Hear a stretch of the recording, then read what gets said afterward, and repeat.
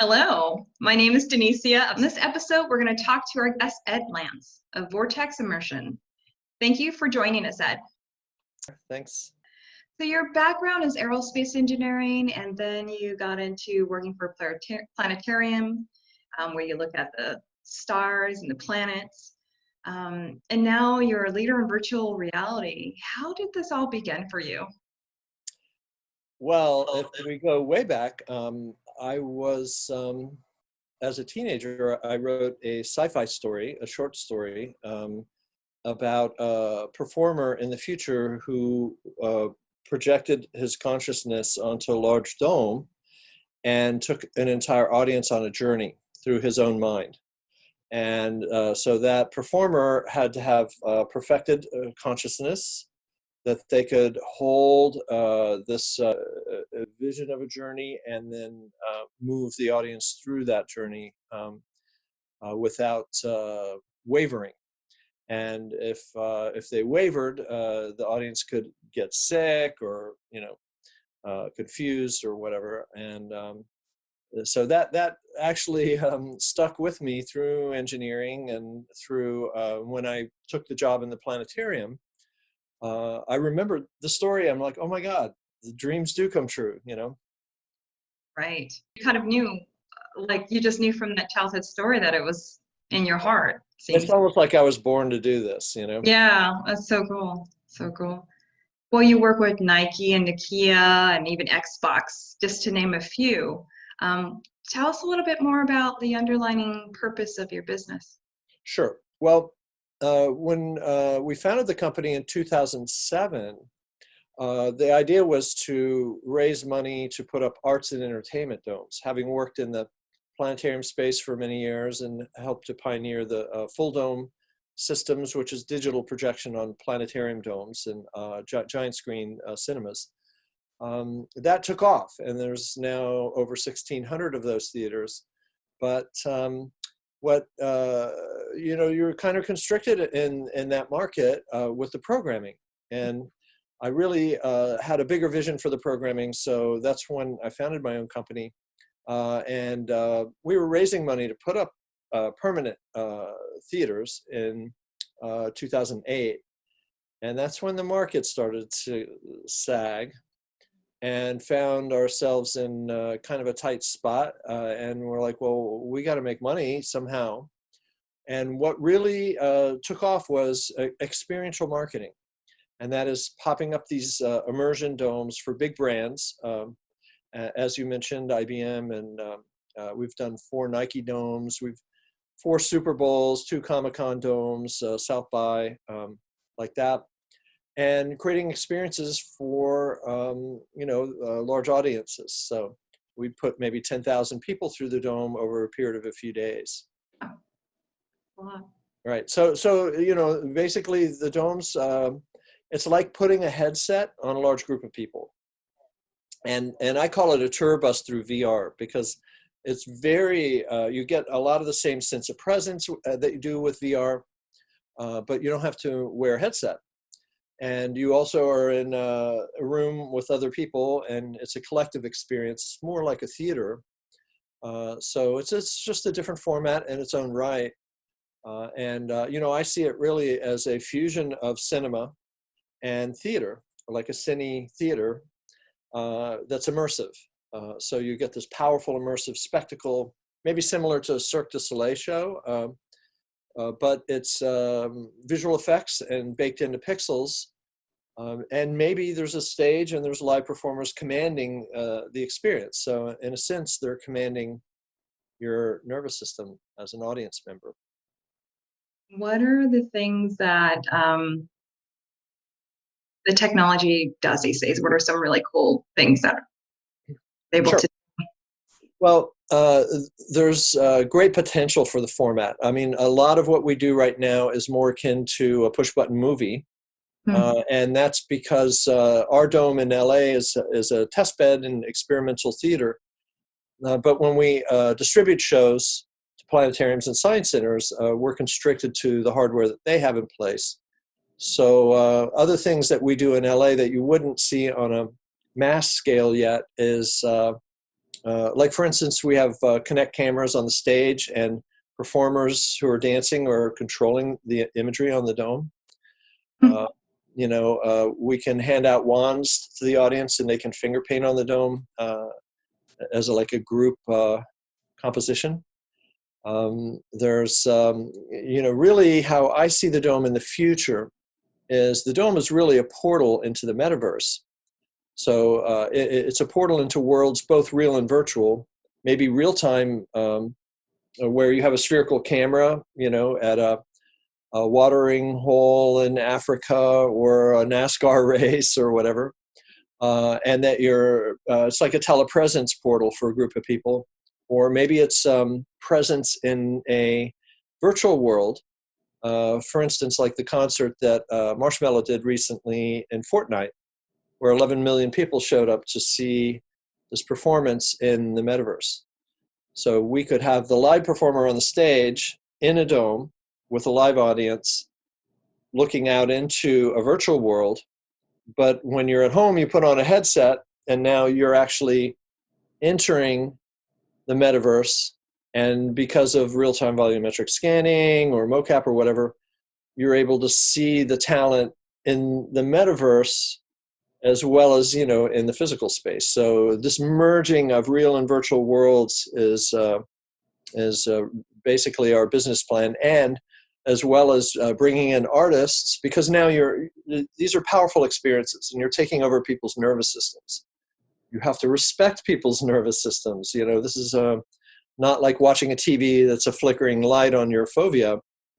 Here, this is your sense of presence, your sense of balance, and can affect you deeply. So designing worlds that uplift the human spirit, or open hearts and minds, or have some overall positive effect is really important to us. Well, I had a chance to check out Mass America at the Vortex Dome in downtown, and I absolutely loved it. I hope that my viewers get to check it out next time. When's the next show? Oh, we're running about once a month here in LA, which is James Hood playing live, and he's the composer, and we produced the show with him here at the Vortex Dome in downtown LA. The show is also playing in 24 domes across the country, so you can see it in Long Island or Edmonton or Calgary or Portland, Denver, Boulder, Denton, Texas, So so Mesmerica is actually focused on the science of happiness. So we intentionally use positive psychology to evoke positive brain states. So through the music, through the visuals, through the sort of trance-inducing patterns, and then there's a narrative. I call it poetic narrative. It's a voiceover guiding you into different journeys. That then you just embark on that journey, and then there's no narrative after that for that piece. So you get to go into deeper, more contemplative states of consciousness. So there's a really unique aspect of your business that attracted you and I, because I'm into crystals, and I'm into Reiki, and I'm into yoga, and also business. Tell me a little bit about the technology behind what you do. Well, I've always been into wellness modalities since I can remember. I was a meditator as a teenager. I, read the Carlos Castaneda books about shamanism, and worked hard to reproduce some of those experiences as a teenager. A lot of religious texts I've read. I'm ordained as an interfaith minister. So, Nice. right. So, studied all different religious paths, but at heart, I'm a scientist and a mystic. To me, a mystic is just a scientist turned inwards, where instead of polishing telescope lenses, you're polishing the lens of contemplation and going within. I believe that this is really the next big frontier of science, having to do with phenomenology. And if you look at cultures like Buddhist practices, where You have very detailed taxonomy of inner states of being and different ways of being and different archetypal embodiments. This is, science has kind of brushed over a lot of that. And because, the mind is seen as bias, as subjective, as not something you can measure repeatedly, do repeated experiments or anything like that, right? But what I realized is that the mind is an informational domain, just as the physical universe is a material domain. Liken it, say, to a computer, the computer hardware, integrated circuits and interconnects with voltages fluctuating and encoded signals. That's kind of like the neurons in your brain. But when you close your eyes and go within, well, that's kind of like the software code, right? That's what so when you pick up your computer, you don't care what the voltages on the chips are. You're looking at the software or the user interface, right? It's an informational domain. So that's how I see mind. And I think that to ignore mind is, quality of life depends on a number of things. Clean water, clean air, good food, and all this sort of exercise and all that. It also depends on quality of consciousness. And this has, been the domain of self-help gurus or whatever, and but I think turning the observational power of science and some of the methodologies of science to the inner experience is going to be a whole other frontier. So you're an entrepreneur. You've been an entrepreneur for some time now, and you have a growing company working with really big companies to entertain and stimulate in positive ways. What are some ways that you keep yourself healthy and happy? Well, that's a real challenge as an entrepreneur. I push myself a lot and working a lot of late hours, and I've had to, out of necessity, really survival mechanism, to find ways to pull my mind away from the work. Sometimes meditation is the right modality for that. Sometimes it's watching TV. It's like I'll tell you, it's the intense focus on the intellectual is you forget your body, you forget your presence. I forget to drink water. I forget to breathe sometimes. Yeah, I get it. So I have a number of practices, and one of them is just to get up and move. It's very easy to sit for very long periods of time. Honestly, I'll go for body work. I'll do yoga once in a while. But getting a consistent practice can be very challenging. Completely understand. I'm constantly dealing with the same.